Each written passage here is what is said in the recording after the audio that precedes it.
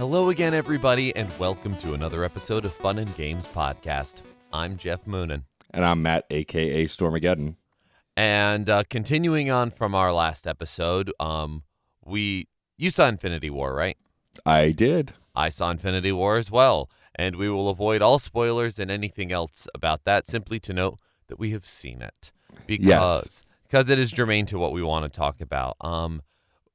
Both Matt and I have watched most, if not all, of the Marvel films leading up to Infinity War, and thus could enjoy a lot of details about it and didn't need a lot of explanation in watching the movie. But that is a very genuine concern that a lot of other moviegoers had about the movie. And I feel that happens quite a lot in games because we have a very long history, and there are a lot of franchises that just keep coming out with entries. Yeah, quickly speaking about the MCU, which I have actually seen every movie, including Thor 2, for better or worse. Yeah. But, I think the reason I've stayed excited about that franchise and I've watched every movie as they come out is because even the not great movies are still okay. Like, I'm never miserable in them. Right. But, there is a sense, like, I know that my wife, Sarah, take a shot, has mentioned that she's felt fatigued from the superhero movies, and like she didn't come with me to see Spider-Man Homecoming because she was like, I like Spider-Man, but I can't see every one of these movies. And we've seen a lot of them together, most of them, but there have been some that she skipped because she just isn't interested and doesn't care about the couple of details she'll miss without seeing them, which is the case for the most part. You could probably watch Infinity War, and if you have a basic running knowledge of the comic book characters, not need to have seen any of the other movies. If you have no idea who Spider-Man is, then it might be more difficult to see movies like that. And in video games, I feel the same way. I've mentioned a few times on this podcast that I didn't play the Uncharted series until I got a PS4 and they released the HD remaster of the trilogy of the original 3 games. And I played through the first 2 and then got stuck in the third one because I just couldn't bring myself to finish it. I think I just got bored of the gameplay a little bit, whatever. There's nothing wrong with the game. I just couldn't finish it. And then the fourth one came out on PS4, which is the newest one. And I haven't played it yet because I still haven't finished 3. I haven't even bought it yet because I haven't finished 3. And like in my brain, the way it works, I'm kind of a completionist. I'm like, I don't want to play the fourth one because I haven't finished the third one and I don't want any spoilers. But the reality is, I'm sure the fourth one is designed in a way that it will explain everything you need to know to understand the story. And like Infinity War, it'll just be some nuances that you might like, oh, I get that because I played this game. And I personally at least feel a lot of that pressure. Whereas, and you mentioned this earlier a lot before we started recording, with Zelda, because they're all isolated stories, do you have to have played every single Zelda game in that franchise? Because story-wise, with the exceptions of like Ocarina of Time and Majora's Mask and Link to the Past and Link Between Worlds, most of the games don't have fine connections, and even those games, it's more the same world but not the same story, so still they stand alone. Yeah, there's only been a few direct sequels within the Legend of Zelda franchise, and even then those are markedly different gameplay experiences. Zelda 2 Adventure of Link and Majora's Mask are intentionally wild deviations from their immediate predecessors. And when you were talking about being worried about Uncharted 3 muddying up your Uncharted 4 experience, I'm reminded of something that I continue to deal with, which is, I don't quite know what to call it. I'll come up with a witty name for it later. But it is a fear of starting too late in the BioWare production timeline. This isn't even a thing of, I don't want to play Dragon Age Inquisition without playing Dragon Age 1 and 2. I don't want to play Dragon Age without first playing Mass Effect. I don't want to play Mass Effect without first playing Star Wars Knights of the Old Republic. I don't want to play Knights of the Old Republic without first playing Baldur's Gate. Yeah, so I totally see that. I mean, even though those stories aren't connected, I totally get that. I mean, the evolution of their style. Right. So for me, like, I got into Mass Effect isolated of knowing BioWare that well, so I didn't really have that experience. But I did kind of have it with Dragon Age. I mean, the reality is Dragon Age is like Final Fantasy. You can play them isolated from each other. Right. And I've done that. Final Fantasy is one of the few franchises where I only started playing 6 a month ago, and I'm, by the way, loving it. I think the writing is the closest I've found to any game being similar to Chrono Trigger, because they came out within a year of each other. Yes, they did. But even that, like Final Fantasy, I also, the first Final Fantasy I ever played was 7. So, you know, getting into that franchise out of order, like I started that way, so I didn't feel weird about it. And then like talking about franchises that have no linear connection, just are in the same universe. Look at the Mario franchise. Like, you know, the first 3 Mario Brothers on Nintendo, Super Mario World and Super Mario World 2 on Super Nintendo, the timelines go back and forth.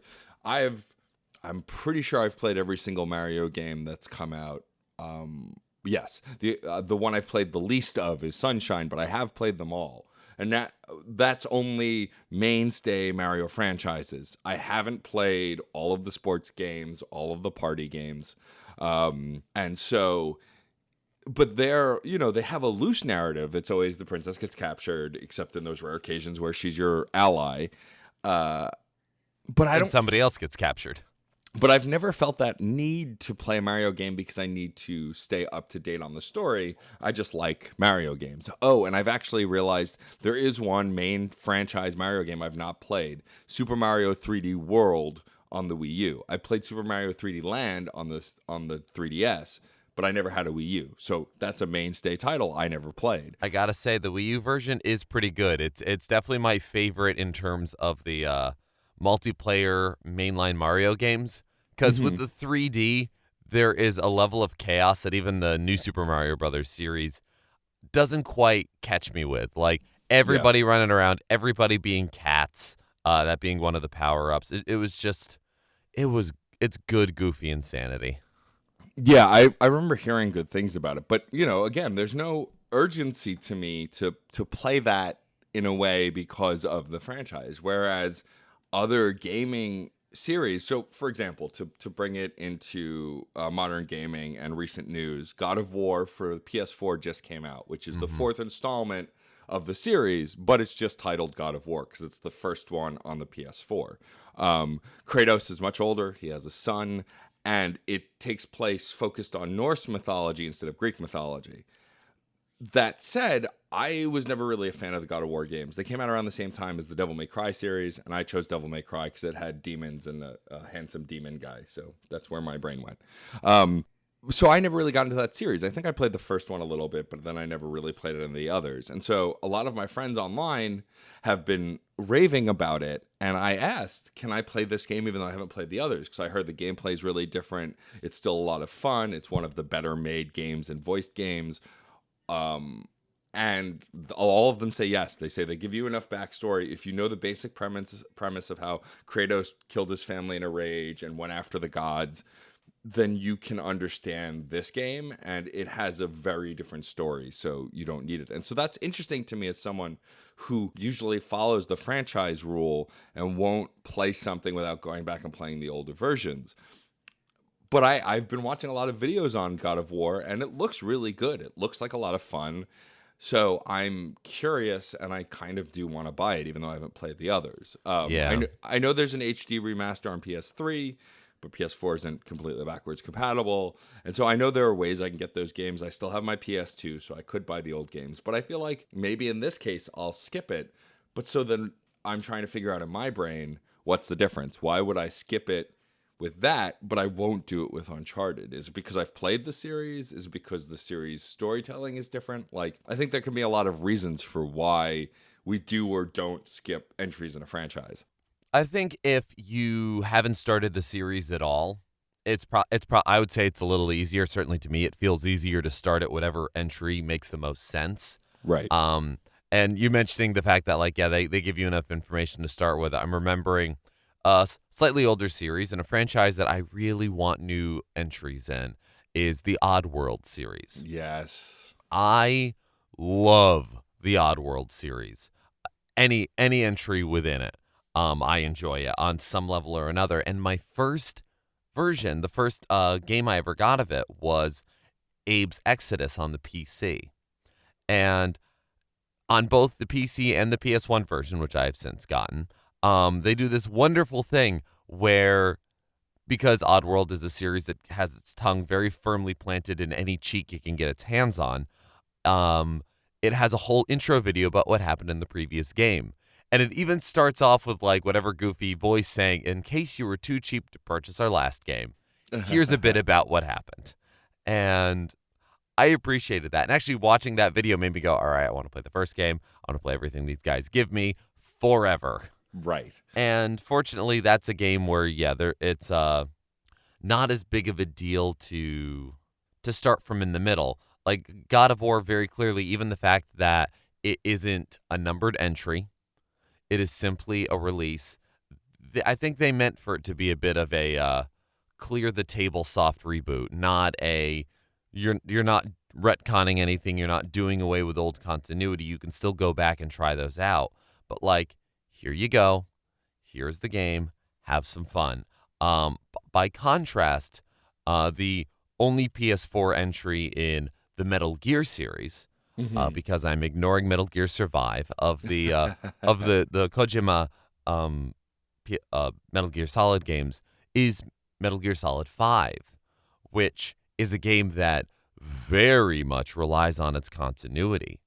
Not the least of which is the fact that it's so much of a mind screw of a storyline. It's like dealing with furikuri. Like, you want to understand it, watch it from beginning to end, the feeling will pass. Metal Gear Solid, you can only play Metal Gear Solid 4 Guns of the Patriots on the PS3, which as of this recording is the only PlayStation system I do not own. So I still, to this day, I have played 1, 2, 3 VR missions. I've even played Acid, but I've never played 4.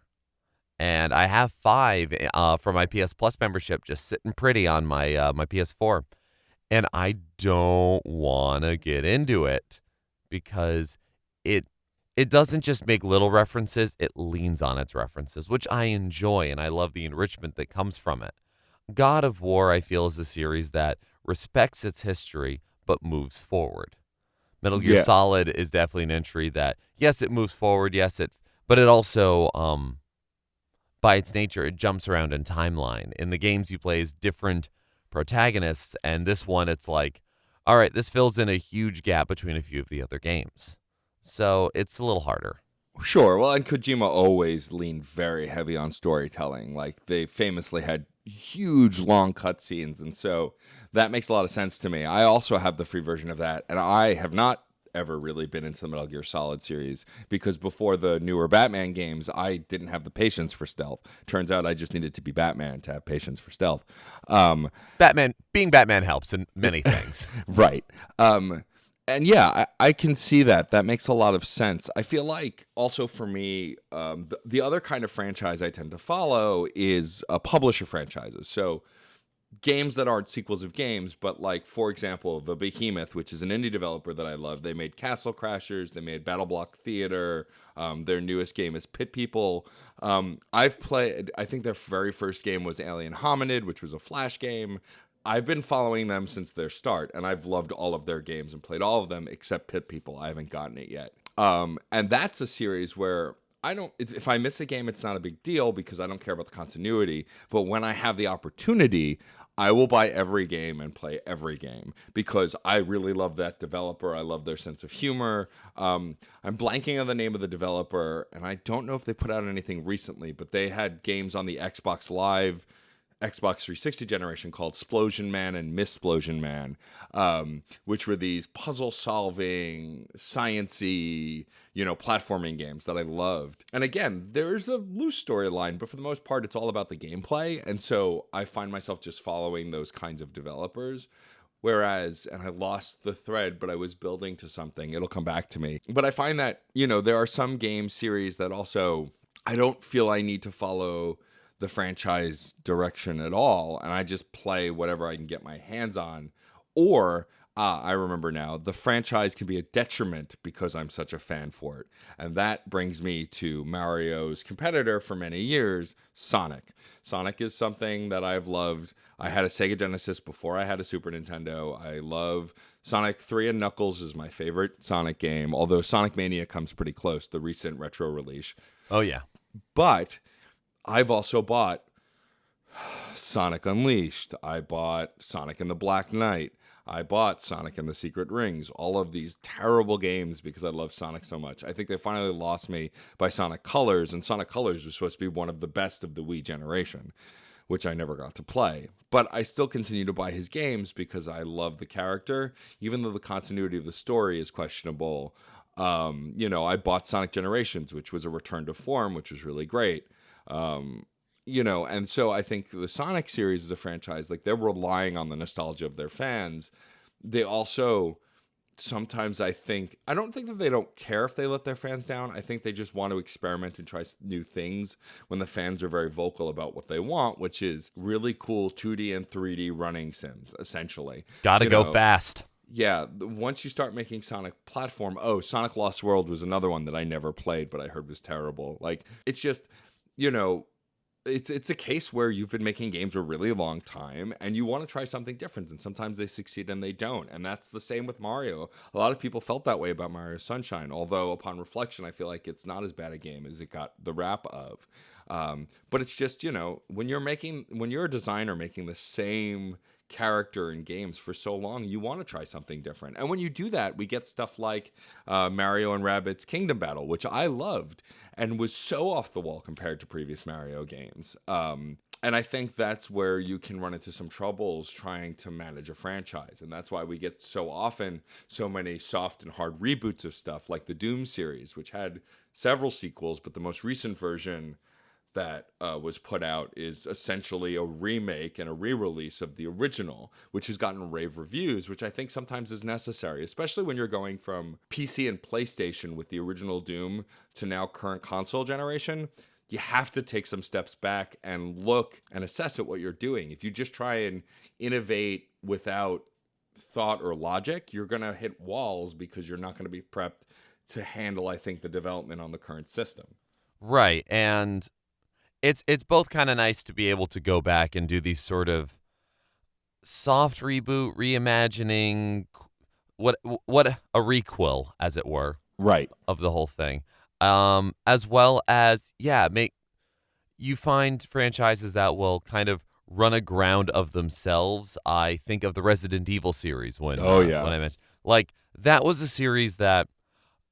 I love the Resident Evil series. Certainly the PS1 and early next PS2 era stuff. I mean, the first three, Code Veronica, Resident Evil 4, fantastic.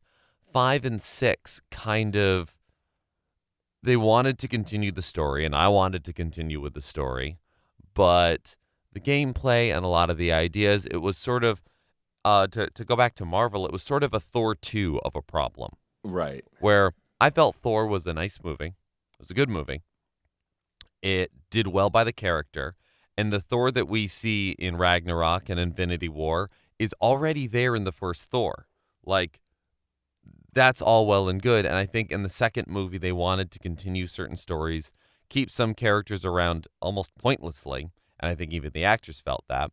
And focused on certain aspects without really evolving it. And Thor Ragnarok is still Thor, but they put it in a different location. They wildly changed some stuff up, and they kept true to the character and the essence of it, and my God, what a good movie. I love Thor Ragnarok. I've watched it so many times. And I think you're right. I think that with Resident Evil, I admittedly haven't played 5 and 6 yet, but I played 4 recently. Like, I think they wanted to continue the hype of 4 without thinking about how it would affect the actual franchise structure. Yeah, and then have you seen or played 7?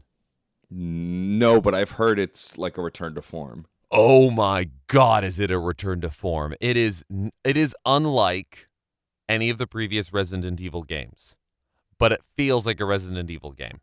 And it is weird, and it is scary, and it recaptures that I'm caught in a horror movie feeling that I remember from the original games. And it's one where they kept all numbers and titles within there because they called it Resident Evil 7 Biohazard. Like, what an acknowledgement across the board there.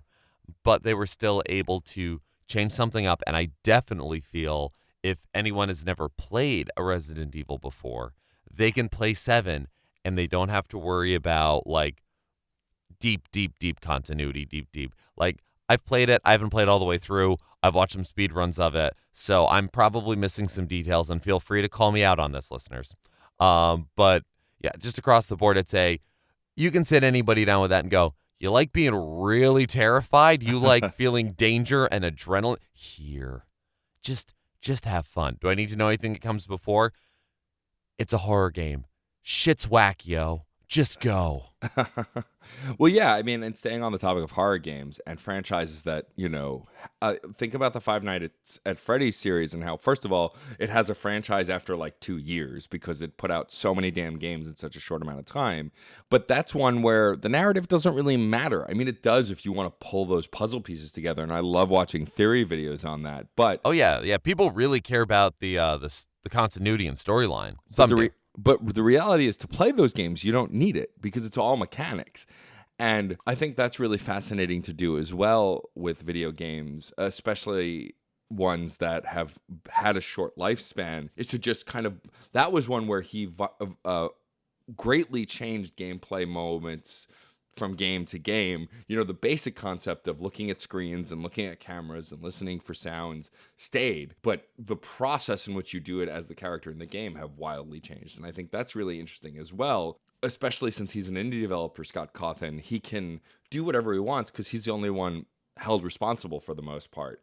And I think there's a certain freedom to that, whereas when you're, for example, like we were talking before, Sonic or Resident Evil, you get bogged down in the politics of not letting the fans down, but also wanting to keep the integrity, what the publisher wants, so on and so forth. I mean, look at the Call of Duty series, which I'll admit, and I've admitted before, I'm not super close to because I'm not a fan, but it went through the World Wars. They did a Modern Warfare, they did a Black Ops, they did a futuristic one.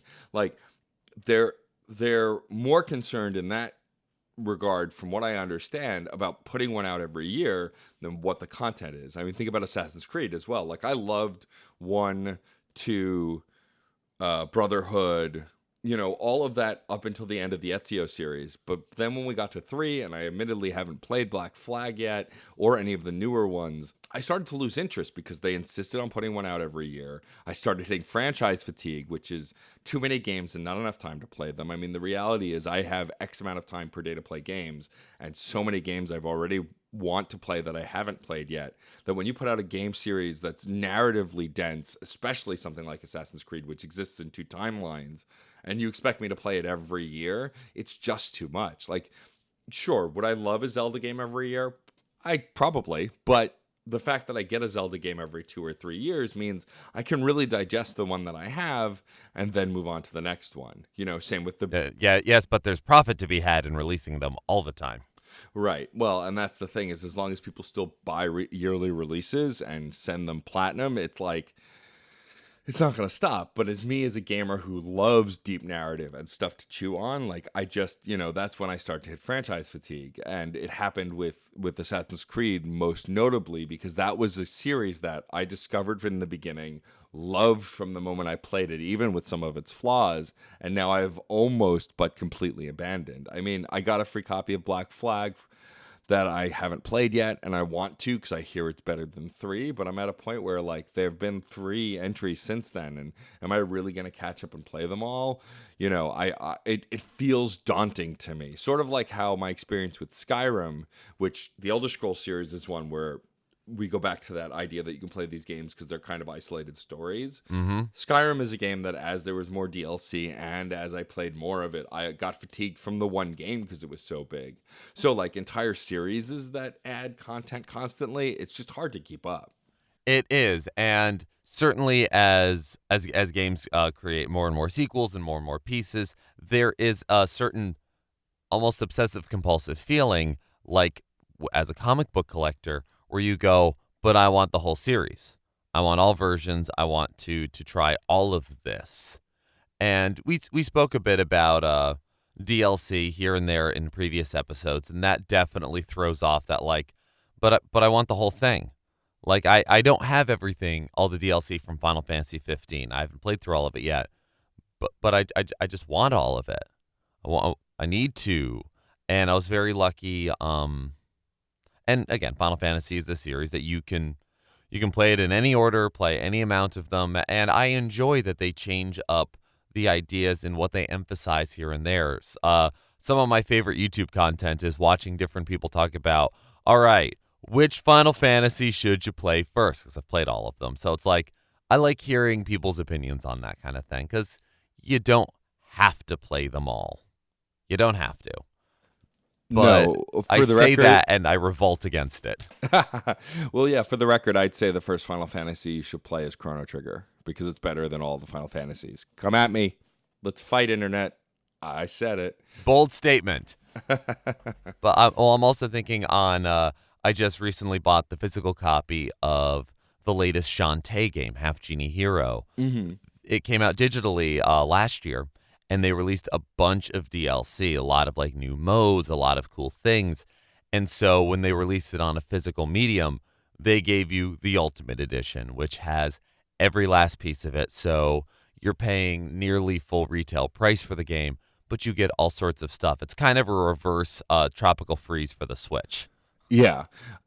And speaking of Tropical Freeze, actually, because I had just completed that as of when we're recording yesterday, and it was phenomenal. First of all, slight tangent, but bringing back David Wise, the original composer of the original Donkey Kong Country games, was brilliant because the entire game has killer music. And because you're fighting these like Norse animals who froze the kingdom, it's like all of the boss battle themes are heavy metal. It's really great. Like I highly recommend checking out the game and the soundtrack. But Donkey Kong Country is interesting because Donkey Kong as a franchise has evolved probably more than any other game. I mean, think about the original Donkey Kong arcade games and how they were kind of platformy, puzzle solving kind of games. Then you had the Donkey Kong Country series, which were, side scrolling platformers. Then the Mario and Donkey Kong series, which were puzzle platformers again, and then it went on hiatus for a while, and then Retro Studios helped resurrect Donkey Kong Country and did Donkey Kong Country Returns and now Tropical Freeze. And it's gone in so many different directions, and yet for me, my fondest memories with Donkey Kong are the Donkey Kong Country games.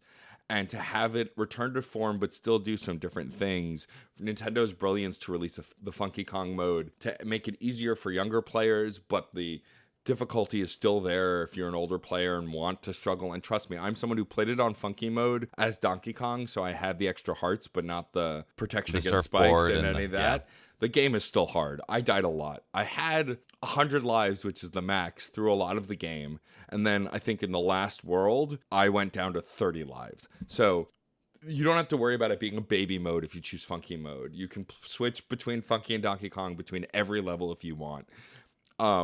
You can still live with yourself. Yes. But the game was phenomenal, and I had a blast. And there was never a moment where I was sitting there thinking, man, I'm so glad I played the other versions because I really get what's going on. It was literally just, I love Donkey Kong Country. I played the other games, and I love this game. But if you've never played any of those other games, you could easily, if you've played side-scrolling platformers, get into this game, jump on bad guys, and know how to play the game. And I think it's a wonder to design and aesthetic because it gave me nostalgia from the music, but I'm sure new players would just really dig the music and get super into it. I would imagine. Yeah, no, it's a great game. I have the Wii U version, so I doubt I'm going to pay full price for the Switch version. Well, that makes sense. But I mean, they're releasing it because the Wii U was not as successful of a system for Nintendo, so it's a good way to get some really great titles out to a fresh audience. And so I'm not the target for that. For sure. And I do find it very funny that you completely glossed over the GameCube releases of Donkey Kong, which all involved the drums. Yeah. No, Donkey Konga and Jungle Beat. We pretend those didn't happen. I did skip over Donkey Kong 64 too, though, and that one is a very good, though long game. But yeah. Well, I mean, these are definitely the almost rare styled games. Yes. Because those were actual rare games. Donkey Kong Country Returns, what Retro Studios has put out is very rare inspired. I mean, Diddy's back and we're able to use those characters. Yeah. But actually something interesting that I'm thinking on is one thing about getting into series or skipping entries in a franchise or whatever else, um, we talk about the evolution of design and things that work nowadays in a game, and you go back and you play an old game and you go, oh man, I forgot that this is what we used to do. Like doing 3D controls in a Nintendo 64 game, if you're only used to current gen systems, my God, that's a chore. That is like forgetting that we had to in the way old days get out at intersections and turn a crank at the front of the car to keep it going kind of thing. Yeah. And you're like, that's just the way it was at the time. And so there is sort of standing on the shoulders of giants in terms of game controls and design. And so I sometimes worry about missing previous entries in a franchise because I'll get there and go, all right, they've built on the ideas of the previous games. It's not even necessarily I don't want to miss out on story beats. It's the idea of I'm not sure if I'm going to have the reflexes developed enough in order to quite get it. Sure. I would get a sense of that with the fighting game franchises, actually. Like, they're releasing an anniversary collection on the Switch. You know, the Switch is killing it. Take a shot. For Street Fighter. And they're releasing Street Fighter 1, 2, 2 Turbo, 3, Alpha 1, 2, 3. And it looks really cool because I loved a lot of the old Street Fighters, and so I'll probably pick it up. But the interesting thing is, you could really get lost. Like, I know I played Street Fighter 5, I think was the first newer 3D one. But I haven't played 6, and I hear that they build on the controls there. All the controls kind of grew from the same origins, but I could see in a fighting game being completely lost trying to play a new game after not playing the old one. Same with the Mortal Kombat series. I feel like if you're a skilled fighting game player at all, you can probably get the hang of it, but I imagine there'll be a learning curve of a bit because you've been out of the series for so long.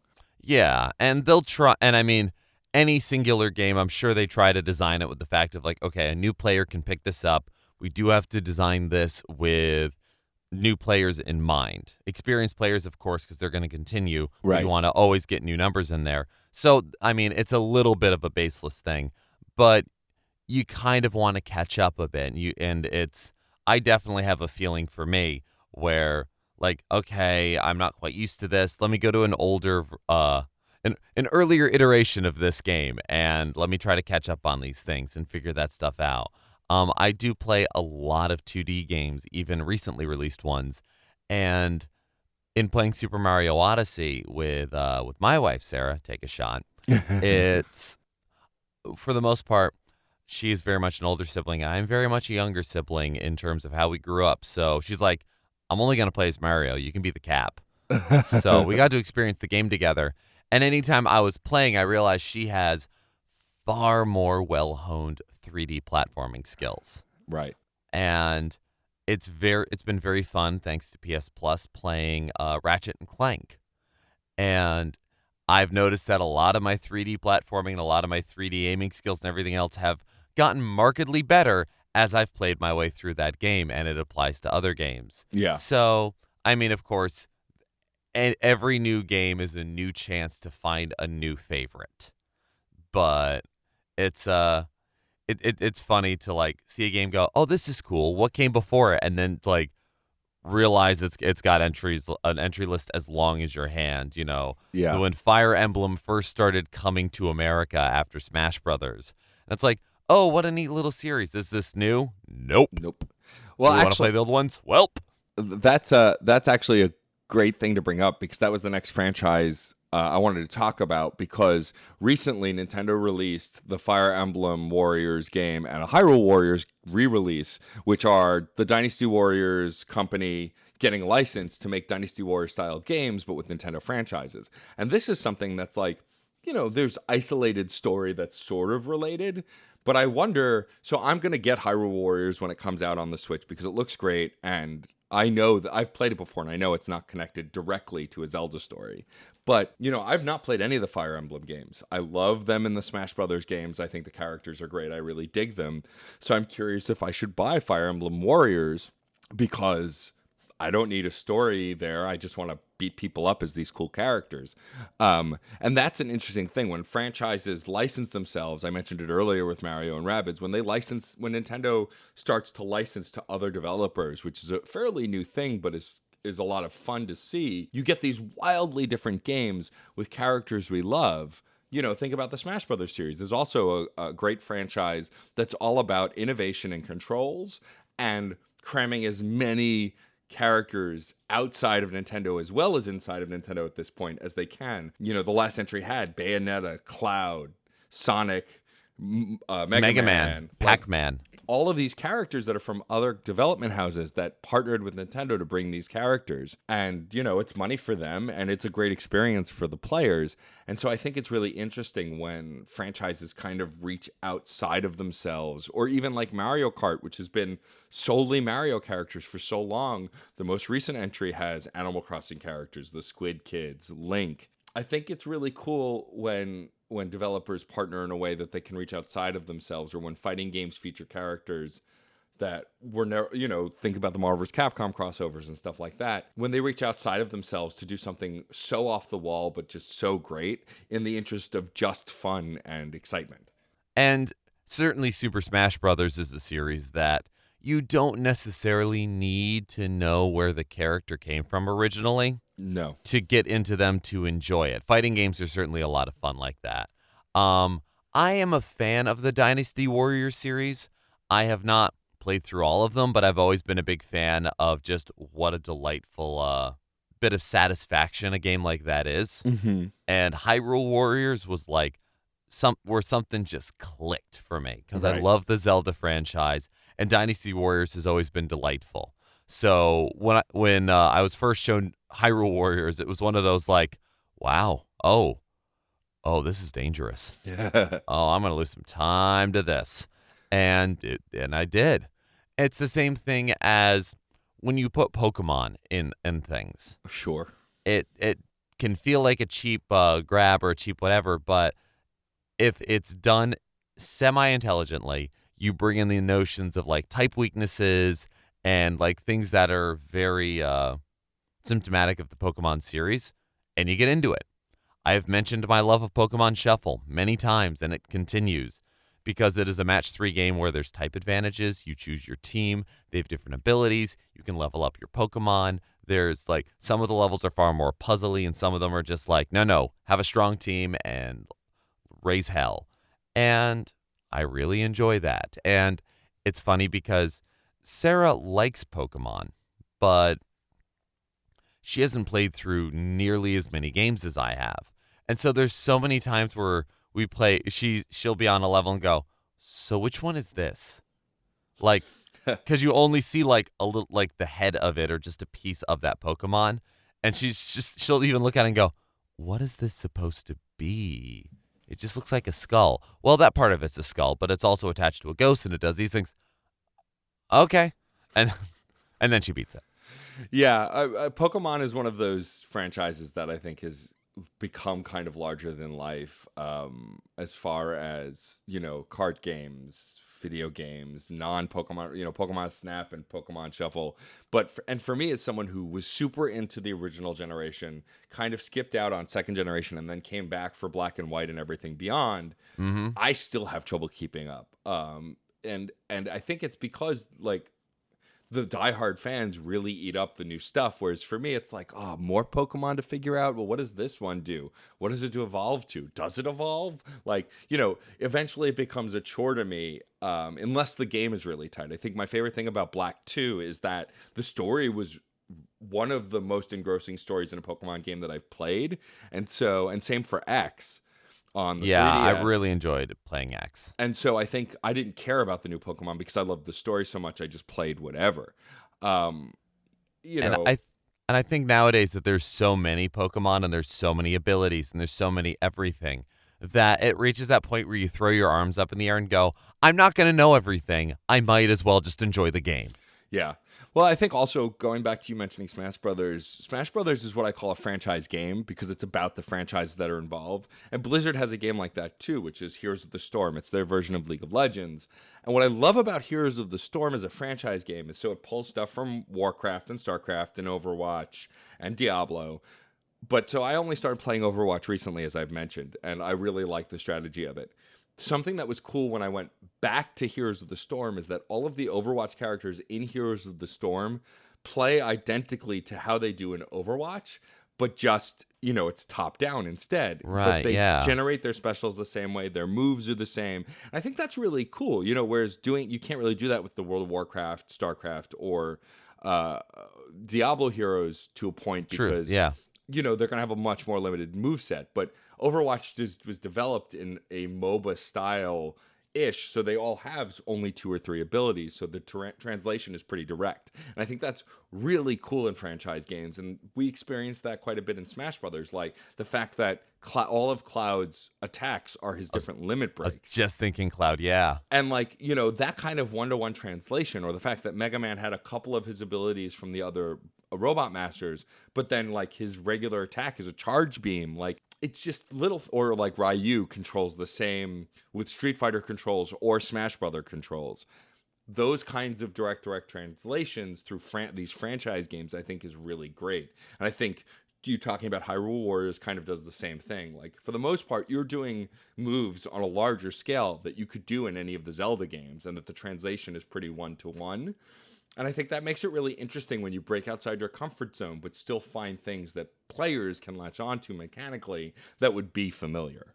Yeah, no, it's kind of a wonderful thing. And it's one of those, what a glorious problem to have within video games these days, where we have franchises that are so long-lived that there's a very interesting puzzle in translating ideas and characters from generation to generation, from franchise to franchise, when things are borrowed, and we can borrow, which is a wonderfully unprecedented thing. The closest I can find is Danny Trejo's Machete character showing up in a couple of different film franchises because they share a director, which forever makes me happy.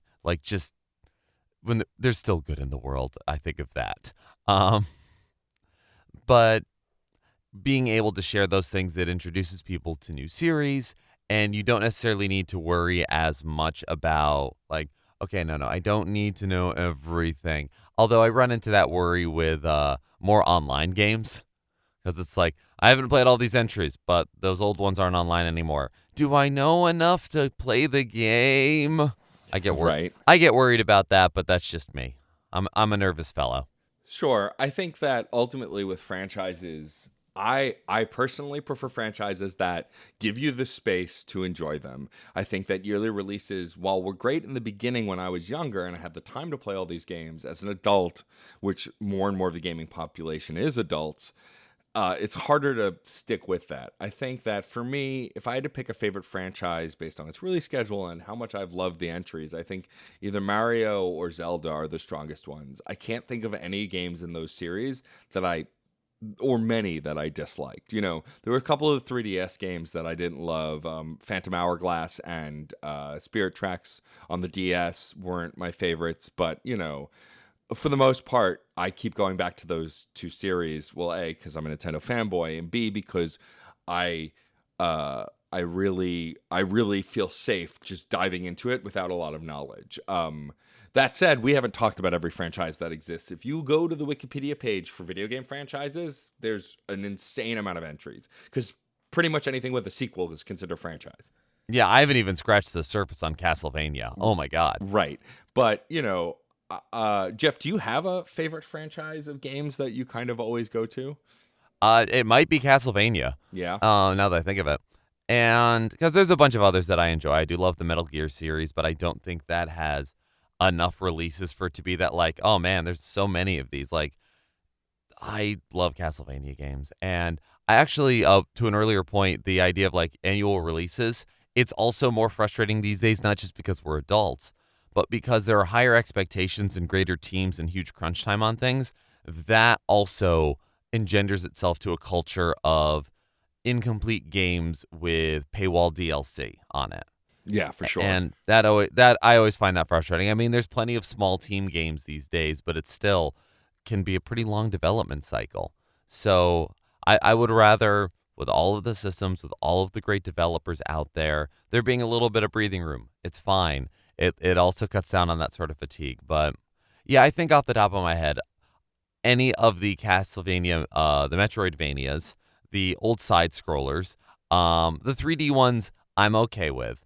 But like, as far as the series goes, if they release more side scrolling stuff, I'm gonna be so happy. But well, and yours would be Zelda. I think so. Yeah, Zelda's is the only franchise I can think of where I buy a game without thinking about will I like it. Yeah. And so I think for me, that would definitely be at the top of my list. There are others, and there are tons of franchises, like I said, that we haven't mentioned. But I turn it to you, dear listener. What's your favorite kind of franchise? Are there multiple? Do you like crossover franchises like Street Fighter Cross Tekken or the Marvel vs. Capcom stuff? What kind of stuff are you really digging? Especially, and how do you feel about franchise fatigue? And do you like keeping up with yearly gaming? Do you feel differently? If you're a Call of Duty fan, please comment or say something. I would love to hear how you feel about these first-person shooters and if you feel fatigued, because I do, and I don't even play them, and so I'd be really curious. Same. I want to give a shout out, of course, to our brothers in arms at Certain Point of View, Case Aiken, Addie Thomas, and Ben Milton. They've been great supporters of us since we first joined the network. Yes, thank you, please guys. check out their podcast, A Certain Point of View, News and Reviews, Another Past Podcast, and, of course, Scruffy Nerf Herders. You can subscribe to all of them all over wherever you can get your podcasts. Please write us, of course, at funandgamespod@gmail.com or anywhere on the internet. It's always a pleasure to talk gaming for you guys. And again, if you have topic ideas, please let us know. That's how Case got on the podcast. He said, I want to talk about this thing. Let's do it. And so we welcome all suggestions. Yeah, we look forward to having more guests on the show. Thank you to everyone that has written us a review thus far. We so appreciate it. This is what gets the word out there. Thank you so much for everything that you do. Thank you for listening. Thank you for joining us as we ramble onwards and upwards about gaming. Where you can find us on Twitter, on Tumblr, on Facebook, on all of the appropriate social media. We're very happy members of Certain POV Media. Once again, I'm Geoff Moonen. And I'm Matt, a.k.a. Stormageddon. And happy gaming.